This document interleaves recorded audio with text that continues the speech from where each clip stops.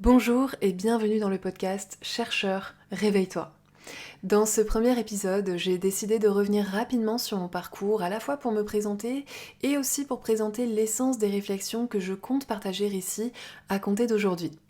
Cette présentation, je vais l'aborder sous l'angle d'une erreur que j'ai commise en doctorat. C'est l'erreur qui, dans le long terme, m'a coûté ma santé et m'a envoyé 2 fois à l'hôpital en dernière année de thèse, mais c'est aussi l'erreur qui me permet aujourd'hui d'être totalement sereine dans mon activité professionnelle. Donc mon but, c'est pas forcément que tu l'évites, c'est plutôt que tu identifies avant moi ce qui se joue pour beaucoup de jeunes chercheurs en doctorat et en particulier en SHS bien entendu. Alors je vais aborder ça en 4 volets. D'abord, je vais revenir sur la manière dont j'ai abordé l'université puis le doctorat, avant d'aborder ce que l'université et le doctorat m'ont renvoyé de leur côté. Je vais parler ensuite de la façon dont j'ai rompu avec l'université, et je te livrerai enfin de manière plus directe une clé à utiliser de ton côté si tu vis une situation difficile en doctorat. En fait, dans ce dernier volet, je t'inviterai à te poser un certain nombre de questions et peut-être à faire un petit exercice qui pourrait bien changer le cours de ta carrière. J'espère que tu es prêt ou prête et je te souhaite une très belle écoute. Quand j'étais en licence, mes professeurs me fascinaient. En histoire de l'art, c'est un monde à part dans lequel les professeurs apparaissent comme de véritables sachants. Ils comprennent l'art, ils en parlent à longueur de journée, ils côtoient des gens intéressants, ils font des choses fascinantes comme des conférences, des vernissages ou des congrès. À l'époque, pas une once de mon âme n'envisageait bien sûr d'atteindre un jour ce niveau-là. Moi j'étais une étudiante paumée, j'étais habillée tout en noir, j'arrivais toujours en retard pour ne croiser personne et surtout ne pas avoir à parler à qui que ce soit. Je travaillais en parallèle et ces études me faisaient vraiment galérer. C'est-à-dire qu'à l'université, je tissais pas de relations, j'étais souvent absente, soit parce que je devais travailler, soit parce que j'étais trop fatiguée. Et pour ces raisons, je me sentais vraiment en décalage avec les autres en fait. J'étais loin de la maison, je ne connaissais pas les codes de l'université, je savais pas qu'elle était beaucoup moins prestigieuse que les prépas, et de toute façon, moi je me suis retrouvée là parce qu'avec mon bac scientifique, j'avais pas réussi à entrer en prépa d'école d'art appliqué, j'avais été acceptée en prépa vétérinaire, qui était mon projet initial depuis toute petite, avant de changer complètement de projet au cours de mon année de terminale suite à de graves problématiques familiales. Donc ce cursus à l'université, c'était un choix par défaut pour moi, et puis c'est un choix que j'avais pas pu anticiper ou mûrir en fait. C'était allé très vite, j'étais vraiment perdue, et mon parcours en licence, il a été très chaotique au début. J'ai d'ailleurs redoublé la deuxième année parce que j'étais pas vraiment dedans en fait. Les choses ont commencé à s'améliorer pendant mon année de redoublement parce que j'avais validé plusieurs UE et j'avais déjà vu celles que je devais repasser.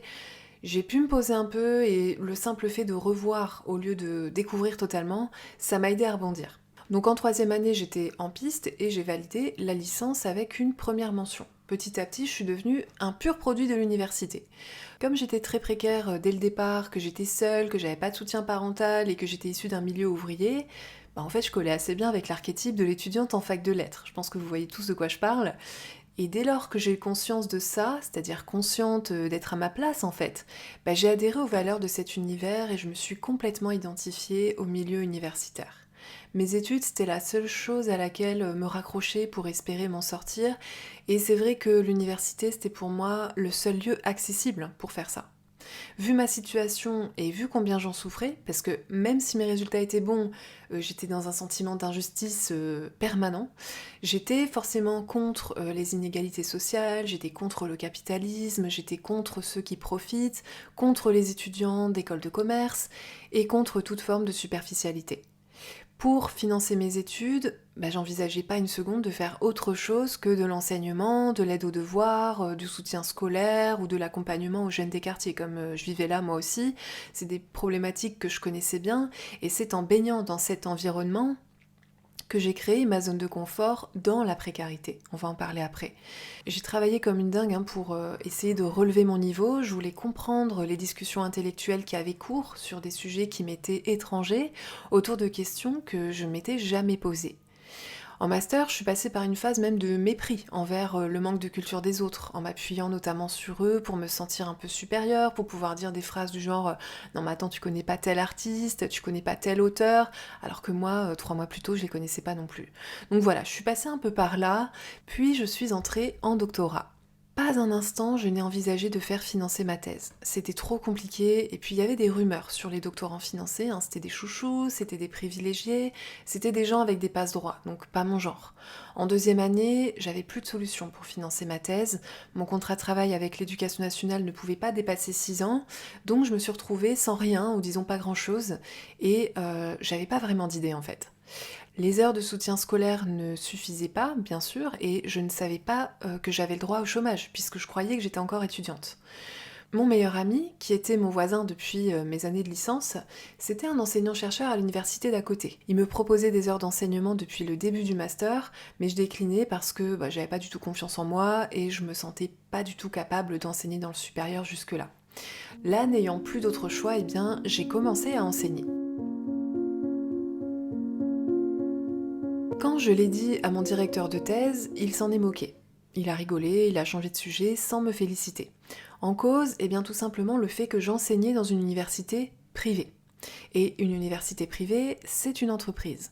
Pour le public, et a fortiori dans certaines disciplines des sciences humaines et sociales que je ne nommerai pas, enseigner là-bas n'a pas du tout le même prestige que dans le public. Pour faire simple, les valeurs n'y sont pas aussi nobles, les formations sont considérées comme chères, et dans ce genre d'endroit, les étudiants sont considérés par le public comme achetant leur diplôme au lieu de le mériter. Moi, tout ça, je savais pas, ou pas vraiment, hein, même si j'avais un avis sur les écoles de commerce. En fait, je m'éclatais bien hein, sur ce poste dans le privé. Encore aujourd'hui, je peux dire que j'y ai passé parmi les moments les plus beaux et les plus intenses de ma carrière. Vraiment, l'ambiance était incroyable. Les étudiants de licence et de master, ils étaient stupéfiants, et la plupart avaient évidemment le niveau, hein, certains m'intimidaient d'ailleurs. Ils étaient très calmes, ils étaient très cultivés, ils étaient intéressants, et ils étaient très différents des jeunes que je côtoyais dans mon propre univers. Toute proportion gardée, bien entendu, hein. Je parle ici de peut-être de milieux culturels et de milieux sociaux qui sont distincts, ça c'est clair. Et ça je le sentais et je le voyais. Contre toute attente, ils m'appréciaient eux aussi pour ma façon d'enseigner, pour ma façon de les questionner. En cours, j'ai tissé vraiment des liens très forts avec eux et plusieurs sont même devenus des amis. De son côté, l'équipe pédagogique m'a accueillie comme si j'étais de la famille. C'est-à-dire que vraiment, sans elle, je peux dire que j'aurais pas pu obtenir un tel CV académique. Humainement comme professionnellement, les côtoyer a été déterminant pour moi. Malheureusement, j'étais plafonnée au niveau des heures, donc je pouvais pas enseigner autant que nécessaire pour subvenir à mes charges. Donc pour compléter, j'ai trouvé des heures dans plusieurs universités publiques. Il n'y avait pas d'autres universités privées proches de chez moi, hein, donc voilà. Les conditions dans le public étaient très différentes, hein, si tu enseignes, tu le sais. Salaire divisé par deux, pas de contrat de travail, en tout cas moi j'en avais pas. J'avais pas de fiche de salaire, évidemment il n'y avait pas de rémunération mensuelle parce que j'étais vacataire, il n'y avait pas de prise en charge partielle des frais de transport, pas de cotisation à la retraite, et mépris total du personnel administratif, en dépit de tout cela. Ce qui est quand même un peu curieux, je trouve. Mais bon. Les étudiants, bon, c'était des mini-mois, hein, j'ai adoré travailler avec eux aussi, évidemment, mais c'est vrai que j'ai pas pu tisser des liens aussi forts. Ils étaient trop nombreux, ils étaient souvent absents, voire décrocheurs, hein. Les groupes changeaient tout le temps, et très franchement, les cours étaient pas aussi qualitatifs. En salle des profs, très particulier aussi, hein, les enseignants-chercheurs qui avaient été mes profs, que j'avais tellement admirés pour la plupart, passaient leur temps à se plaindre du niveau des étudiants et de leur attitude un peu passive, on va dire. Pas tous, hein, ils n'étaient pas tous là, les profs, et je pense qu'il y a pas mal d'enseignants-chercheurs qui fuient un peu cette salle des profs, hein, vu l'ambiance. Mais en tout cas, pour ceux qui étaient là, il était très clair que le public n'était pas au niveau de ce qu'il pensait mériter, pour le dire crûment. Moi, je mangeais toujours mon sandwich tranquillement, hein, sans rien dire, dans mon petit coin. Dans cette salle, personne ne m'adressait la parole, personne ne savait que j'avais été ce genre d'étudiante, évidemment. Personne ne questionnait quoi que ce soit, hein, de toute façon. Et c'est vrai que là, côtoyer ces deux mondes en même temps, ça m'a déboussolée. Moi, j'ai beaucoup mûri à ce moment-là, mais j'en avais pas du tout conscience sur le moment. Pour moi, tout ça, c'était qu'une montagne de contradictions, de faux semblants, voire de bêtises, à laquelle je trouvais plus vraiment de sens. À l'administration, c'était catastrophique, hein. J'ai dû me battre jusqu'à plus d'un an et demi pour obtenir le paiement de mes semestres. Donc au début, on se dit que ça va, il faut que ça se mette en place, etc. Puis après plusieurs années, c'est toujours la même chose et on comprend qu'en fait, c'est comme ça, quoi. J'ai commencé à avoir des retards de loyer et c'est vrai que ma situation en doctorat, elle est devenue très très anxiogène. Mais c'est ça qui est un peu compliqué, c'est que j'avais honte de me battre pour de l'argent. Je culpabilisais énormément, au point d'envisager de laisser tomber le règlement de mes heures de travail. Et ce qui s'est passé concrètement, c'est que j'ai commencé à penser à l'argent à longueur de journée. Parce que quand t'es menacé d'être mis à la porte, tu peux pas vraiment penser à autre chose. Donc, travailler dans cet endroit est devenu incompatible avec toutes les valeurs que j'y avais pourtant acquises au cours des années précédentes. Pas un seul instant, je n'ai eu l'idée à ce moment-là de faire des heures dans d'autres écoles privées, comme les écoles de commerce ou de communication qui étaient pourtant sous mes yeux. C'était en dehors de mon système. Je ne l'ai même pas envisagé et honnêtement, je pense que si j'y avais pensé, je m'y serais refusée parce que dans le milieu universitaire dans lequel je baignais, ces écoles, elles incarnaient des valeurs qui étaient aux antipodes des nôtres. Je pense que si tu évolues dans ces milieux de gauche, tu vois bien de quoi je parle, et c'est vrai qu'il y avait un blocage au niveau des valeurs et au niveau du système dans lequel j'évoluais. Quand je me tournais vers mes contacts du côté du monde de l'art, et notamment mon directeur de thèse, dans l'espoir qu'il m'oriente vers des opportunités du côté des musées ou du monde de l'art, eh bien je n'avais aucune réponse. C'est-à-dire que même face à lui dans son bureau, il restait silencieux ou il faisait un geste de la main puis il changeait de sujet en fait. Pourtant il avait des contacts. Et moi, j'étais sortie majeure du master avec un mémoire mené sous sa direction, donc il me connaissait bien. Pendant la soutenance de mon mémoire, l'un des membres du jury m'avait félicité, m'avait même demandé devant lui un premier article scientifique pour la revue de grand prestige qu'il dirigeait à l'époque. Donc c'est vrai qu'il y avait de quoi se demander pourquoi mon directeur n'ouvre pas son carnet d'adresses. Moi, j'avoue que j'ai pris ce mutisme pour de la gêne, pour une sorte de gêne. Je savais que j'étais un peu naïve, je m'en étais rendu compte quand même à plusieurs reprises, et je me sentais pas au niveau en fait. Donc quand je voyais la réaction de mon directeur, je me disais qu'il devait me manquer quelque chose, peut-être que c'est parce que j'avais pas fait de prépa, ou parce que j'avais pas l'agrégation. En fait, il n'y a pas d'agrégation en histoire de l'art, et mon directeur n'avait rien de tout ça, lui non plus. Mais à l'époque, ce que j'ai fait, c'est que j'ai redoublé d'efforts quand même. J'ai passé le CAPES et l'agrégation de lettres modernes. J'ai organisé des colloques. J'ai accepté de diriger le pôle culturel sur un projet européen. J'ai accepté d'intégrer 2 comités de lecture. J'ai accepté de co-diriger l'organisation d'une exposition dans un musée national. J'ai fait des conférences évidemment en France et à l'étranger. Et tout ça sans salaire. Personne n'avait les moyens, c'était normal. C'est comme ça à l'université, donc on le fait. C'est comme ça que de pur produit de l'université, je suis devenue otage, consentante du monde académique. En fait, j'avais tellement admiré ce petit monde et j'avais tellement travaillé pour en faire partie que la seule solution à ce moment-là, c'était de travailler encore plus pour tenter de m'y faire une vraie place. Maintenant que t'es là, tu n'as plus qu'à essayer d'en sortir en fait. La question de ma rupture avec le monde académique, elle s'est jamais posée. Comme tout le reste, elle a eu lieu sans que je l'ai vraiment vu venir, et je dirais qu'elle a commencé quand j'ai rencontré le monde académique à l'étranger. C'est-à-dire que ma thèse portait sur l'histoire de l'art contemporain britannique, et donc j'ai rejoint le monde de la recherche anglo-saxon en 4e année de thèse quand j'ai décroché un financement de l'Ivy League. On pouvait pas faire mieux, il n'y avait rien de plus prestigieux au monde. Mon directeur m'avait dit, ne vous faites pas trop d'illusions en me tendant ma lettre de recommandation. Je l'avais pas pris pour moi, c'était vraiment sélectif, donc honnêtement, même moi j'avais pas trop d'espoir et je pouvais qu'être d'accord avec lui. Par contre, quand j'ai eu le financement, il m'a pas félicité. J'en ai déduit que j'avais pas vraiment le niveau, qu'il devait y avoir certainement, encore une fois, quelque chose qui m'échappait, comme si mon directeur il avait une autre lecture en fait de ce qui se passait et que moi je pouvais pas comprendre sa lecture à lui. Quand je suis arrivée au centre de recherche qui m'offrait le financement, donc c'était à Londres, j'ai été accueillie comme la reine Cléopâtre par toute l'équipe de direction en personne. Ça, je m'en souviendrai toute ma vie. Je me souviendrai toujours de l'étonnement que j'ai ressenti face à la curiosité des membres de cette équipe envers mon travail. Ils me posaient plein de questions, ils s'intéressaient vraiment à mes recherches, et en fait, c'était inédit pour moi. Et alors en plus de mon accès à cette équipe et à ce lieu mythique où je passais toutes mes journées, j'étais invitée à tous les événements de la vie culturelle de Londres, dans les cocktails, dans les vernissages, avec des personnalités toutes plus éclatantes les unes que les autres. C'était pour moi une chance en fait, c'était quelque chose d'incroyable que j'avais jamais connu en France, mais à laquelle, par conséquent, j'avais pas du tout été préparée. Tenir des échanges de ce niveau-là en anglais, avec des gens qui étaient extrêmement haut placés, qui étaient issus d'un milieu franchement très aisé, ça me challengeait, mais à un point inimaginable. Ce qui fait qu'après 2 mois à Londres, eh bien, j'ai été hospitalisée pendant 2 semaines dans un état d'épuisement très très grave. Et pourtant, j'ai pas entendu ce que me disaient les soignants. J'étais allée aux urgences parce que je m'étais réveillée paralysée des membres inférieurs et des mains, sans raison. Sans raison, n'est-ce pas? Mais je me sentais comme d'habitude en fait, et je pensais repartir dans la foulée. J'ai donc attendu que les 15 jours passent, et en sortant, j'ai pris l'Eurostar pour aller rattraper tout le retard que j'avais pris sur ma thèse. 4 mois plus tard, bien sûr, j'étais à nouveau hospitalisée, encore pendant plusieurs semaines, dans un état vraiment suicidaire, hein, très très avancé. En sortant, bon, j'ai terminé la rédaction de ma thèse entre 2 rendez-vous médicaux et très franchement, grâce à des doses très élevées de Valium.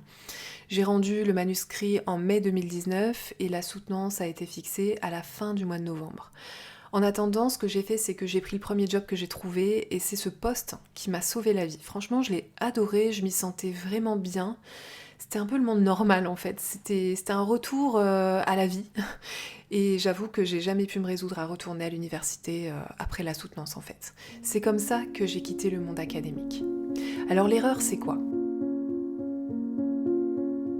Après quelques mois sur mon nouveau poste, le Covid est arrivé et l'ambiance a un peu changé. Ça faisait un moment que je me questionnais malgré tout sur mon parcours, et même si je me sentais bien sur mon poste, je me voyais pas non plus y rester toute ma vie. C'était plus un moyen de me remettre un petit peu de tout ça, autant psychologiquement que financièrement, très clairement. Mon travail, c'était de conseiller des profils très variés dans leur reprise d'études ou dans des transitions professionnelles. Je travaillais pour un groupe d'écoles de formation à distance, et j'adorais ce métier. C'est lui en fait qui m'a donné l'idée de créer l'agence conseil aux jeunes chercheurs pour mettre ce métier au service des jeunes chercheurs. J'avais tellement besoin d'en parler, j'avais tellement besoin de me libérer, et puis j'avais tellement de connaissances sur le monde académique finalement, j'avais appris tellement de choses grâce à mon réseau privé, puis à toutes mes expériences, que créer cette agence, c'est devenu une évidence en fait. Aujourd'hui, ça fait presque 3 ans que j'ai créé l'agence, et s'il y a une chose que je voudrais dire à tous les jeunes chercheurs qui luttent pour se faire une place dans le monde académique, bien ce serait d'arrêter de croire qu'il faut lutter. C'est vrai que c'est une manie dans de nombreux milieux académiques, je pense que tu vois de quoi je parle, si tu fais partie des milieux dans les facs de lettres principalement, où la notion de lutte elle est omniprésente en fait. Quand t'es précaire, tu finis par croire que si ta thèse était financée, ça résoudrait tous tes problèmes, alors que quelques années avant, t'envisageais pas le financement. Et le fait que ta thèse, si elle était financée, ça résoudrait tout, c'est faux. En fait, c'est faux.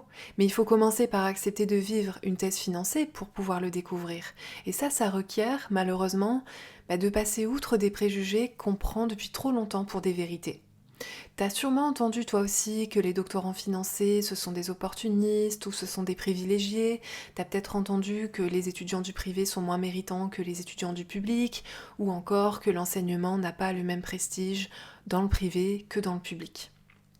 Si t'y crois toi-même, demande-toi simplement comment tu le sais, et si c'est bien un fait qui a été démontré, parce que t'es chercheur en fait, ou si c'est simplement une opinion. Je crois que tu sais faire la différence. Parce que moi je pense que dans le monde académique, ce sont nos préjugés qui nous conduisent à nos plus grandes difficultés. Pas les préjugés des autres, comme on a souvent tendance à penser, non, les nôtres. Et tant qu'on voit pas ça, on cultive nos difficultés en essayant de les résoudre. Il y a une chose très importante que j'aurais eu besoin d'entendre moi à l'époque où j'ai commencé en doctorat, c'est qu'avoir réellement de la culture, ça suppose appréhender le monde dans son ensemble, avec ses deux polarités. On peut pas ignorer l'une au profit de l'autre comme on le fait beaucoup à l'université, où l'extrême gauche va lutter contre l'extrême droite et où en fait on pousse un petit peu tout à son extrême, n'est-ce pas? Le monde académique, il se dit ouvert, et je pense qu'il l'est à bien des égards, mais il est aussi très refermé sur lui-même. Il faut le savoir, il faut le comprendre pour ne pas se battre contre du vent. Le SR, c'est un milieu inclusif. C'est aussi un milieu qui est très intolérant, voire violent. Je pense que tu sais de quoi je parle aussi. Et l'erreur qu'on fait tous dans ces années-là, c'est de croire par exemple que pour être plus fort, il faudrait être moins fragile. Pour être plus cultivé, il faudrait être moins superficiel. Pour moins procrastiner, il faudrait être plus bosseur. Pour être plus brillant, il faut être moins naïf. Pour impacter, il faudrait fuir la neutralité, puis avoir des avis très tranchés. Et donc on se met comme ça à lutter contre des aspects de notre personnalité. Ça semble logique en fait, mais c'est complètement faux. Ce genre de logique, ça donne Twitter, ça donne un grand théâtre qui divertit tout le monde, ni moins ni mieux d'ailleurs que le programme de C8. En réalité, en luttant contre une part de toi pour ne cultiver que l'autre, ce que tu fais, c'est que tu te sépares. Tu crées en toi un espace qui va devenir un blocage, une impression tenace qu'il te manque quelque chose. Donc tu cherches, mais il te manque toujours quelque chose. La clé, c'est pas de lutter contre quoi que ce soit. En fait, la clé, c'est d'explorer au contraire ce contre quoi tu luttes. C'est là que les choses vont se débloquer. Il y a peut-être aujourd'hui quelque chose qui te bloque, il y a peut-être quelque chose que tu aimerais bien surmonter. Par exemple, ce n'est qu'un exemple, moi je vois beaucoup de jeunes chercheurs qui cherchent à entrer dans le moule académique, entre guillemets, pour tenter de s'y faire une place, mais qui en souffrent en même temps. Pourquoi ? Déjà parce que ça marche pas, et parce que quelque part ils seraient une personnalité qui ne leur ressemble plus tout à fait. Ils se disent que ça, c'est travailler sur soi. C'est normal de ressentir de l'inconfort quand on travaille sur soi, c'est normal de ressentir ça, et c'est sûrement ça le prix à payer pour évoluer. Mais qui a dit ça en fait ? Est-ce que c'est vrai ça ? Qu'est-ce que tu sais de la vie des enseignants-chercheurs en dehors de l'université ? Est-ce que tu en côtoies sur ton temps libre ? Est-ce que ce genre de vie, de quotidien, ça t'inspire vraiment ou est-ce que tu cherches finalement à coller à une certaine image ? Et puis, est-ce que cette image, elle est réelle ou est-ce que c'est ta vision de l'université et de ce monde dit intellectuel ? Moi, je sais que mon entourage n'avait pas du tout la même vision que moi de l'univers académique. Et je sais aussi que des milliers de jeunes chercheurs en France ne sont pas compris par leur entourage. Parce que cet entourage, il n'a pas du tout la même vision de l'université et de la recherche que eux. Donc, ce que je veux dire, c'est, pour commencer, questionne cette vision que tu as de la recherche et de l'enseignement supérieur. Déjà, est-ce qu'elle est réelle ? Qu'est-ce que ça veut dire réel ? Si tu tiens vraiment à faire partie intégrante du monde des idées, du monde intellectuel des lettres, de l'art ou des autres sciences, est-ce qu'il n'y aurait pas d'autres moyens plus adaptés encore que l'université pour en faire partie ?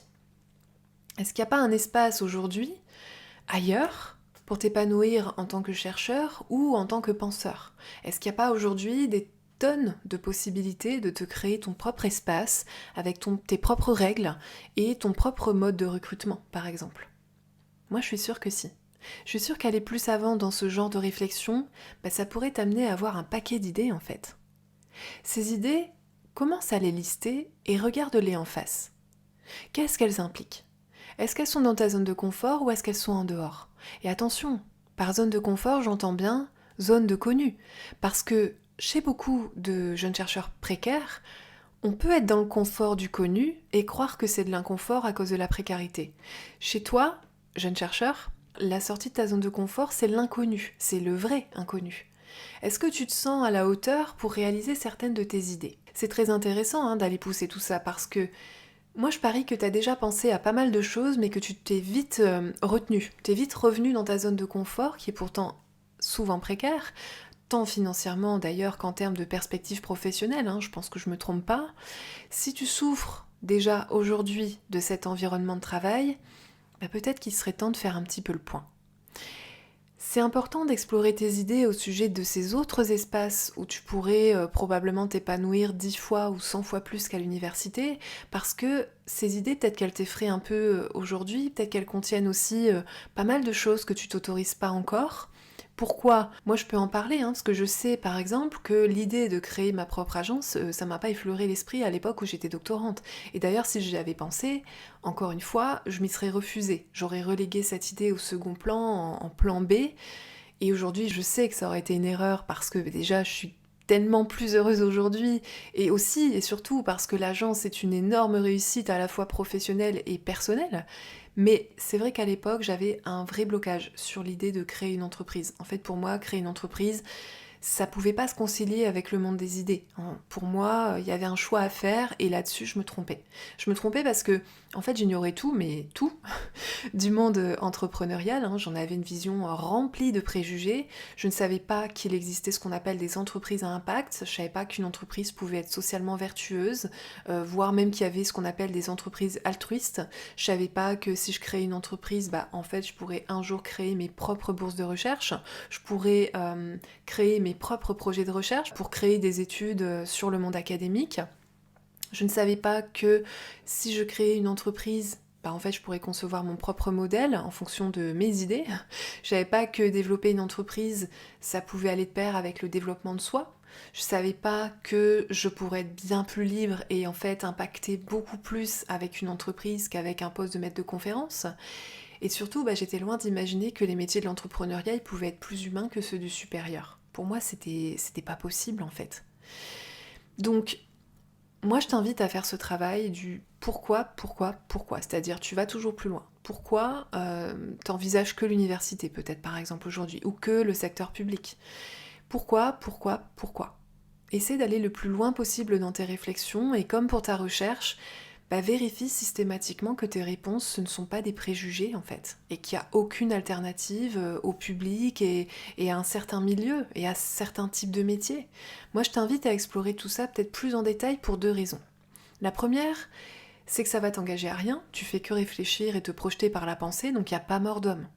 Tu vas probablement apprendre des millions de nouvelles choses et moi je suis sûre que ça va t'inspirer en fait. Il n'y a pas besoin d'être prêt à te lancer dès demain, je suis pas en train de te dire ça. Il s'agit simplement de planter une petite graine et d'observer ton cheminement.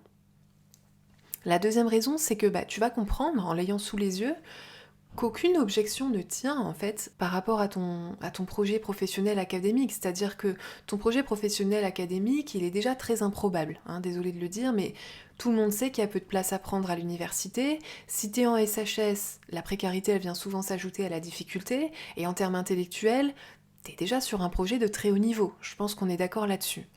Donc en fait, quel genre de projet peut bien te faire peur si tu parviens à terminer une thèse, surtout si elle est non financée?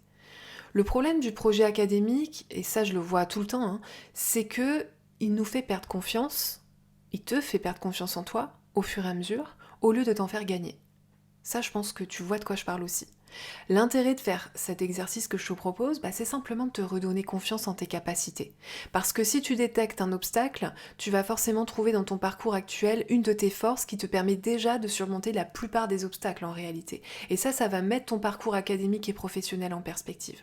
Donc demande-toi simplement, et si tu pouvais devenir docteur et réussir encore plus brillamment qu'à l'université, ce serait où? Ce serait quel métier? Quelles sont tes aspirations professionnelles et personnelles? Est-ce que tu as envie d'une vie de famille? Est-ce que tu as envie d'être le genre de parent présent? Ou pas forcément? Est-ce que tu as envie de garder une flexibilité au niveau de tes horaires? Est-ce que tu as envie de pouvoir travailler en partie de chez toi?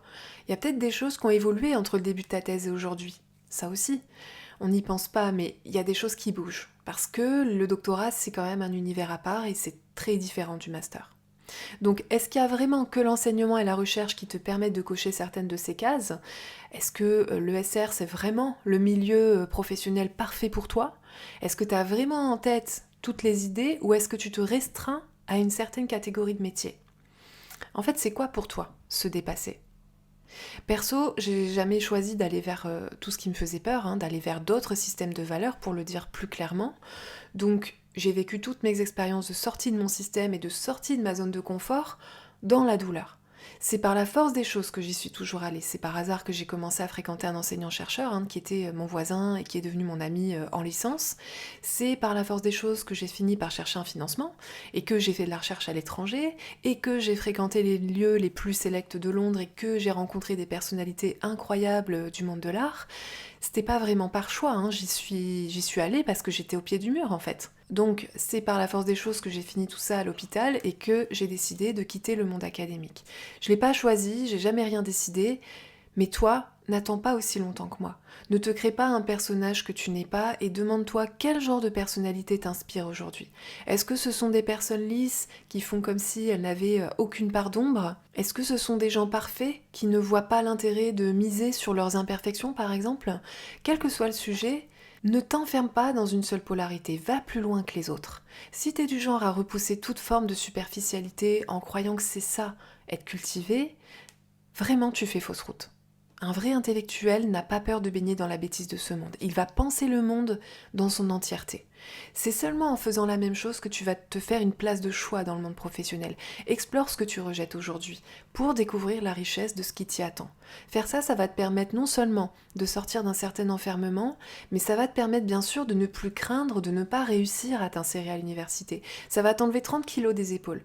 C'est ça, retirer des couches. Aujourd'hui, il y a des choses qui te servent et il y a des choses qui te servent plus. Donc fais le tri.